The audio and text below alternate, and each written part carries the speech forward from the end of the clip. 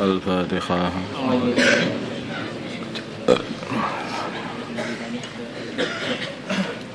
Bismillahirrahmanirrahim. Wajawazna, dan kami lewatkan bi Bani Israil al-Bahra, Bani Israel ke lautan. Wa adba'ahum, maka mengikuti mereka Fir'aun wa junuduhu, dan tentara-tentaranya Fir'aun.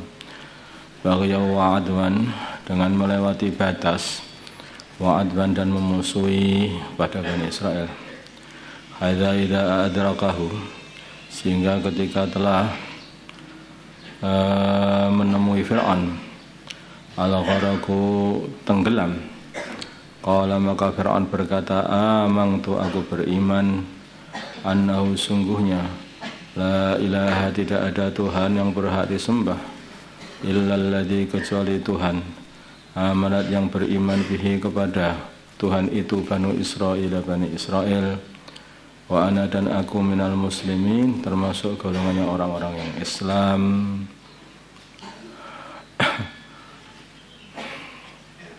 Atau berserah diri. Jadi Fir'aun ini ya sebetulnya itu ya saking sombongnya ya. Apa yang dirasakan Fir'aun itu seperti yang dirasakan iblis itu. Saking sombongnya, bahkan lebih sombong daripada iblis. Dia ini tahu Nabi Musa itu benar. Mulai awal sudah tahu Nabi Musa itu benar. Tetapi ya dia ini merasa aku lebih baik daripada Musa. Nanti kedudukanku bisa jadi direndahkan sama Mama Musa. Dengan Musa dimuliakan di Mesir sini.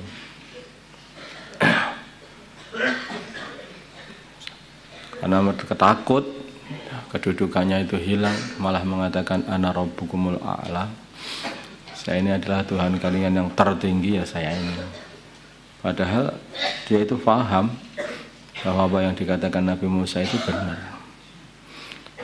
Baru ketika dia sudah mau mati, itu sudah mendapati siksa, merasakan siksa, baru mengatakan la ilaha illalladzi amanat bihi banu Israil wa ana minal muslimin. Amantu annahu la ilaha illalladzi amanat bihi banu Israil wa ana minal muslimin. Dan ini diulang-ulang terus oleh Fir'aun itu ketika mati ini. Saking malaikat Jibril takut nanti Allah jadi kasihan sama Fir'aun, akhirnya diambil tanah yang ada di lautan itu, dimasukkan di mulutnya Fir'aun biar nggak bisa ngomong lagi, katanya.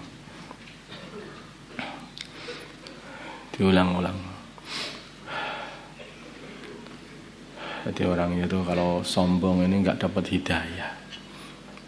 Dan orang itu kalau sudah mendapati siksa atau nyawa sudah sampai ke tenggorokan itu, tobatnya itu sudah nggak sah lagi misalnya. Kalau orang sudah nyawa sampai tenggorokan, semuanya ya tobat. Yang dia pikirkan ketika melihat hartanya, ya pengennya menyedekahkan semua hartanya. Tapi nyawa sudah sampai di tenggorokan, udah nampak separuh akhirat, sudah nampak. Yang dulunya itu nggak sholat, sudah niat sholat tahajud tanpa berhenti sampai hari kiamat. Nah, itu kalau sudah mau mati, udah nggak bisa berbuat apa-apa. Kalau nyawa sudah sampai ke tenggorokan, pengennya ya berjuang sampai mati syahid, pengennya begitu. Tapi hal seperti itu sudah nggak diterima lagi, tobat-tobat seperti itu. Bahkan syahadat pun sudah nggak diterima lagi. Sudah nampak. Al-ana, baru sekarang kamu bertobat. Faqad asaita, dan sungguh kamu telah mendurhakai Allah. Qablu, sebelum keadaan seperti ini. Wa kunta, dan adanya kamu minal mufsidin, termasuk golongannya orang yang berbuat kerusakan, sesat juga menyesatkan orang lain. Fal yauma maka sekarang nunajjika aku selamatkan kamu, maka selamatkan badanmu, selamatkan kamu bibadanika dengan badanmu, maksudnya selamatkan jasadmu, litakuna supaya adanya jasadmu tadi liman bagi orang khalfaka setelahmu ayatan sebagai tanda. Jadi Fir'aun itu ngaku Tuhan, maka oleh Allah Subhanahu wa taala setelah mati di lautan ditampakkan oleh Allah, dimunculkan. Dia enggak tenggelam ke bawah, langsung dimunculkan sehingga ditemu oleh orang-orang. Maka orang-orang yang menganggap Fir'aun Tuhan itu akhirnya tahu, oh, lah Tuhan kok tadi bangkai kayak begini.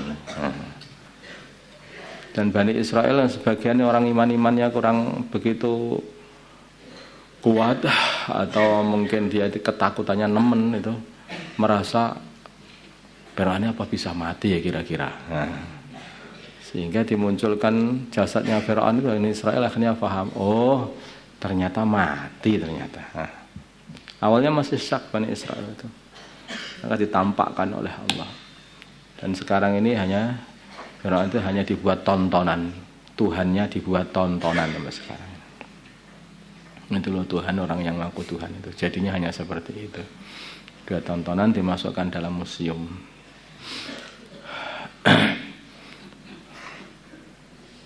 Ini supaya jadi ayat ini, hasil daripada orang yang musuhi Allah adalah kematian yang kayak seperti ini, kematian yang tragis.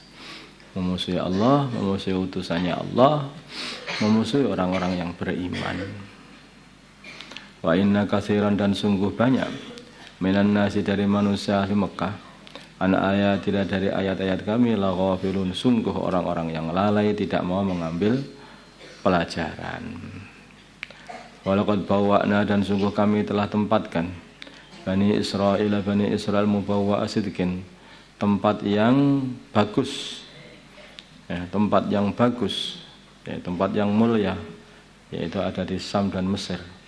Warazaqnahum dan kami kasih rizki mereka minat thayyibati dari perkara-perkara yang baik, rizki yang baik. Famahtalahu maka mereka tidak berselisih hatta ja'ahumul ilm sehingga mendatangi mereka al-ilmu ilm. Inna kitab Taurat, inna rabbaka sungguhnya Tuhan kamu yaqdi akan memutusi bainahum di antara mereka yaumal kiamat pada hari kiamat fima kanu fi yahtalifun di dalam perkara yang adanya mereka dalam perkara itu yahtalifun berselisih.